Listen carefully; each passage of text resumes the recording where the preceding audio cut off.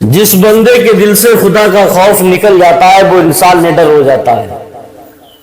جس کے سینے سے اللہ تبارک و تعالی کا خوف دور ہو جاتا ہے تو وہ بندہ دنیا کی محبت میں مغرور ہو جاتا ہے.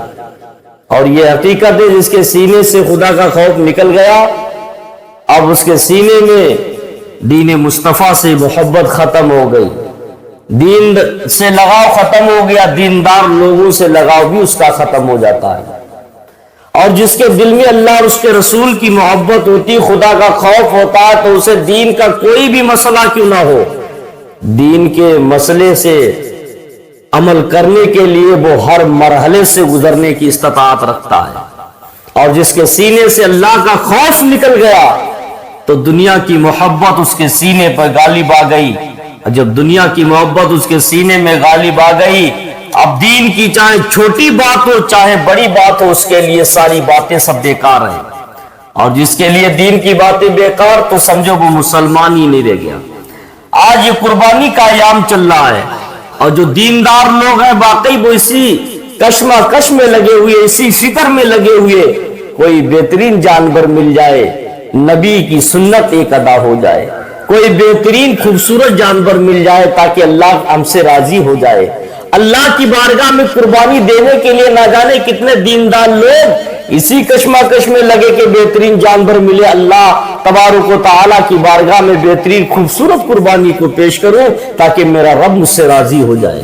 اور بعض لوگ دنیا کو راضی کرنے پہ لگے ہوئے ہیں, دنیا کمانے پر لگے ہوئے, کوئی فکر نہیں ان کو. لیکن ایک بات یاد رکھو, جن کو فکر ہو یا نہ ہو, دنیا سے ایک نہ ایک دن سب کو جانا پڑتا ہے. ایسا کوئی بچہ, کوئی انسان نہیں, کوئی بوڑھا نہیں دنیا میں جو آیا ہے وہ قبر کو نہ دیکھے.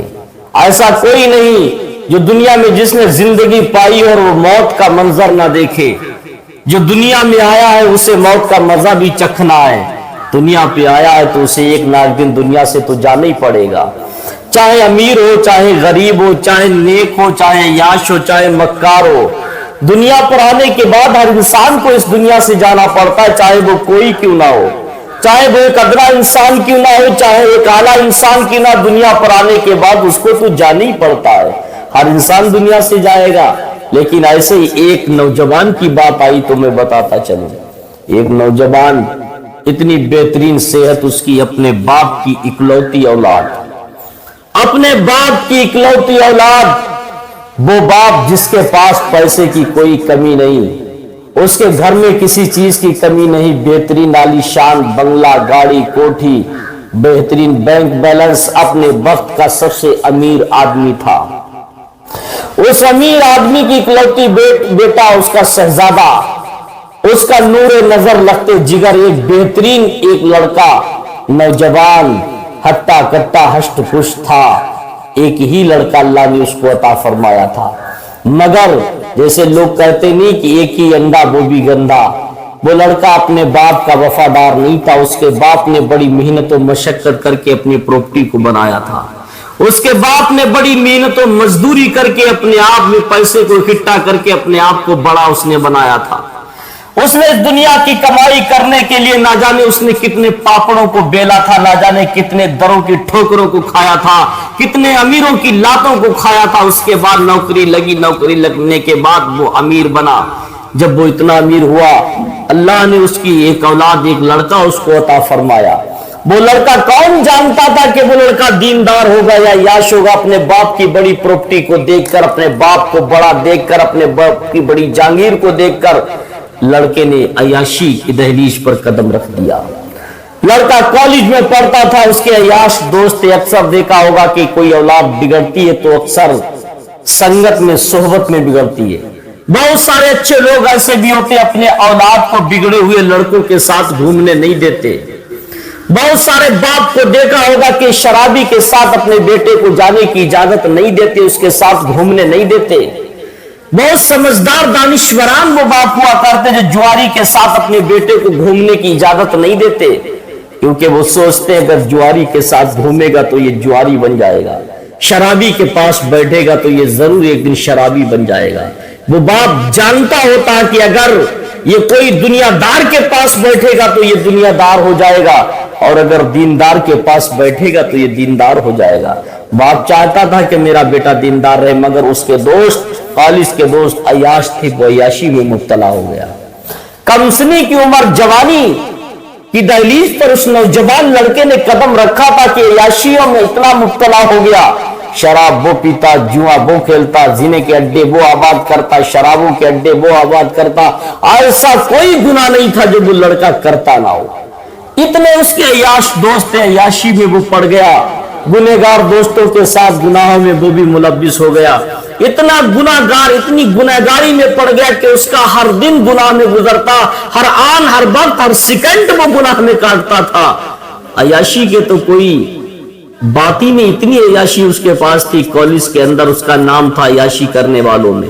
پیسے کی کمی نہیں تھی، آج بھی جو لوگ غریب ہیں وہ سوچتے اللہ نے مجھے غریب بنایا، اللہ کی بڑی حکمت ہے جو لوگ غریب ہیں، اللہ غریبی دے دے مگر گناہگاری نہ دے، کیونکہ اکثر لوگوں کو دیکھا گیا جس کے پاس مال ہو جاتا ہے وہ لوگ بگڑ جاتے ہیں، اکثر لوگوں کو دیکھا گیا جس کے پاس مال اللہ عطا فرما دیتا ہے وہ گمراہیت کے راستے پر چل پڑتا ہے، اکثر لوگوں کو یہ دیکھا گیا جس کے پاس پراپرٹی زیادہ ہو گئی کوئی شراب کے اڈوں پہ ملتا ہے، کوئی جوا کے اڈوں پہ ملتا ہے، کوئی رنڈی کھانے میں ملتا ہے، کوئی زنا کے حالات میں دیکھا جاتا ہے۔ اور واقعی جو لوگ غریب ہوتے ہیں وہ عیاشی میں نہیں پڑ پاتے، اور اس کا فائدہ اور بھی غربت کا۔ اللہ کے نبی فرماتے ہیں ہر غریب آدمی امیر آدمی سے 500 برس پہلے جنت میں جائے گا۔ غریبی ہونا کوئی اجر نہیں ہے، کوئی اجر نہیں، کوئی گناہ نہیں ہے۔ اگر وہ غریبی، جس غریبی سے تمہیں گناہ سے دور رکھا جائے تو وہ غریبی تمہارے لیے بہتر ہے، اس امیری سے لاکھ گنا بہتر ہے جس امیری میں گناہ کے سوا کچھ نہ ہو، اور جس غریبی میں ثواب کے سوا کچھ نہ ہو تو وہ غریبی اس امیر سے کئی گنا درجے بہتر ہوا کرتی ہے۔ نوجوان لڑکے کی بات چل رہی، نوجوان عیاشی میں مبتلا ہو گیا، پیسے کی ریل پیر بھرمار تھی، کمی نہیں تھی، لیکن اس کو کیا پتا تھا کہ جوانی میں بھی مجھے موت آ سکتی ہے، اس کو کہاں کا پتا تھا کہ اللہ کے یہاں بلاوا جوانی پر بھی آتا ہے، زندگی کا کوئی بھروسہ نہیں ہے، کوئی پتا نہیں، کہتے نہیں سامان 100 برس کا پل کی خبر نہیں ہے، پل کی ایک پل، ایک سانس کی بھی خبر نہیں کس وقت حلق کے نیچے گئی ہے کہ پلٹ کر آئے گی یا نہیں آئے گی۔ لیکن میں مختصر میں بتاؤں، جوان لڑکا کا انتقال ہو گیا، جوان لڑکا انتقال کر گیا، اب اس کے باپ سے پوچھو اس کے دل پر کیسی گزری ہوگی اس کا جوان بیٹا جب مرا۔ مرنے کے بعد اس کے باپ نے اس کو کفن دفن کا انتظام کیا، قبرستان میں دفنایا۔ امیر زادہ تھا، ایک امیر کا شہزادہ تھا، امیر باپ کی اکلوتی اولاد تھی۔ پولیس والوں کو پتا چلا، کسی نے شکایت درج کر دی تو پولیس آ گئی، ابھی دفنا کر 5 منٹ ہی گزرے تھے، لوگوں نے کہا کہ اس کو زہر دے کے مارا گیا، اس کو دشمنوں نے مارا ہے، یہ کوئی بیمار نہیں تھا، کیسے مر گیا؟ ڈاکٹروں نے اس کو زہریلا انجیکشن لگا کر اس کو ختم کیا ہے، اس کی باڈی کو پوسٹ مارٹم کے لیے جانا پڑے گا، اس کی کارروائی کرنا پڑے گی، اس کی جانکاری لینا پڑے گی، اس کی موت ہوئی، اس کی مرت ہوئی تو کیسے مرت ہوئی، اس کی لاش کو کھودنا پڑے گا۔ یہ ساری باتیں ہو گئی، امیر باپ کی اکلوتی اولاد تھی، باپ امیر تھا، اس نے کہا میرے بیٹے کو کس نے مارا، چلو لاش کو کھودو۔ مسلمانوں باپ اور لوگ رضامند ہو گئے اس کی قبر کھودنے کے لیے، اس کی قبر کو کھودا گیا، اتہاس گواہ، تاریخ گواہ ہے۔ مسلمانوں اس بیان کو سننے کے بعد، اس جملے کو سننے کے بعد رونگٹے کھڑے ہو جاتے ہیں، بدن لرزیدہ ہو جاتا ہے، بدن کپ کپی طاری ہوتی ہے۔ قبر کا وہ منظر دیکھ کر، نوجوان کا وہ واقعہ سن کر، نوجوان کی قبر کھودی گئی اس کے حالات سن کر اپنے سینے پہ ہاتھ رکھ لیجئے گا ایک بار۔ اس جملے کو سننے کے بعد آپ خاموش نہیں رہیں گے، اس جملے کو سننے کے بعد نہ جانے کتنے لوگوں نے گناہوں سے توبہ کی ہے، اس جملے کو سننے کے بعد آپ بھی گناہوں سے بچیں گے انشاءاللہ۔ اس جو نوجوان کی لاش کو کھودا گیا، اس کی قبر سے مٹی کو ہٹایا گیا، جیسے اس کی باڈی کو کھولا گیا، قبر کے تختے ہٹائے تو کیا دیکھا؟ وہ جوان کی باڈی ایسی پڑی ہوئی تھی جیسے گوشت کا لتھڑا پڑا ہوا۔